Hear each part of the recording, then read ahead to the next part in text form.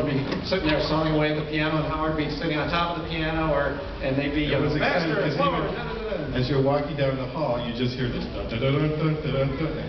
Hey, that sounds kind of cool. And then at a certain point, you guys would sort of call us in and play with you. Yeah, it's not quite ready yet. Not quite ready yet.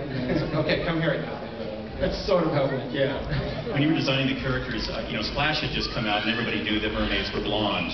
Glenn, why is she redhead?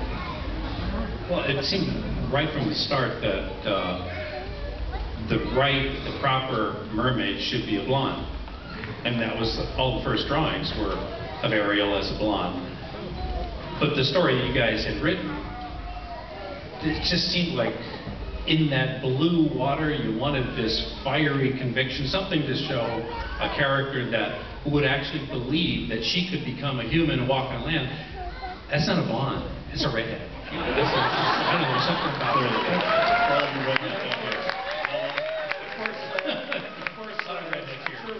In fact, both Glenn and Ron were redheads. Can you tell? Yeah, an interesting thing with that, which was interesting when they started working on the merchandise for the movie, and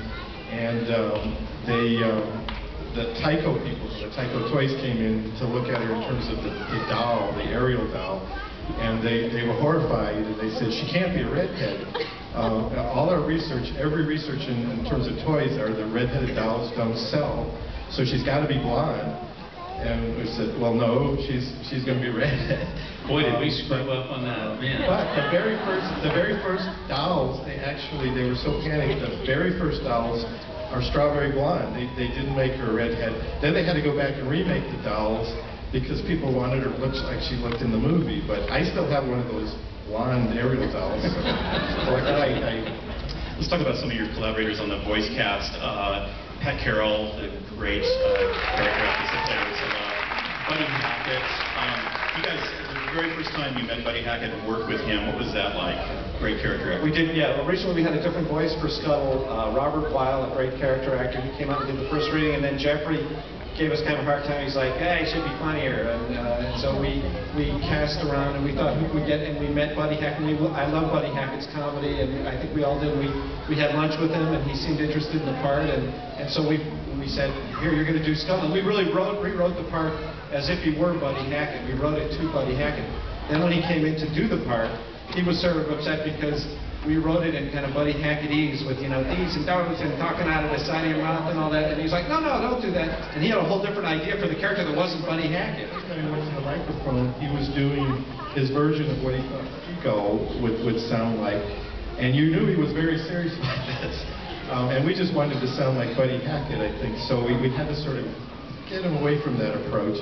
And in those days, as Howard did with Joni, Ron would hover over the voice actor on the stage with them and kind of help give them guidance. So Ron was a few feet away from Buddy Hackett trying to coax him into a performance, and Buddy was getting a little more upset or just sort of like, I got somebody breathing down my neck. So how did it go from there? He just said, I'm going to do it again, and I want to do it alone. So Ron, I'll do my impression of Ron walking out of his house. But the other funny Buddy Hackett thing was he wrote a song. The first day he came in, he had a song that he had written for Scuttle. It was a very kind of sad song. We were like, you'll never know what lonely is till you sit by yourself on a rock. And he actually, we said, Buddy, all the songs are written, but I mean, come on, can't you play this for Michael Eisner? I mean, I think he would like it. And we said, Buddy, the song, I'm sorry, well, at least do that. So we said, no, we're sorry, the songs are there, but he really wanted to get this on movie. So he went on The Tonight Show like a few weeks later with Johnny Carson. He actually performed the song on The Tonight Show. He's like, and he did his whole, Ariel, take me, take me. So let me say, by the way, I'm glad the song did not make it into the movie. But now, with the upcoming Broadway musical of Little Mermaid, Scuttle has not one, but two songs. Yeah. So, Buddy, all right. Yeah, if you're in Denver on June 7th, I think, this year, Little Mermaid. June 7th? Yeah, I think so. This year or next year? Next year.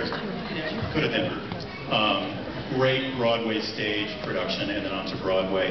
Listen, we're going to get on with the show tonight, but I think you can all join me in thanking our panel.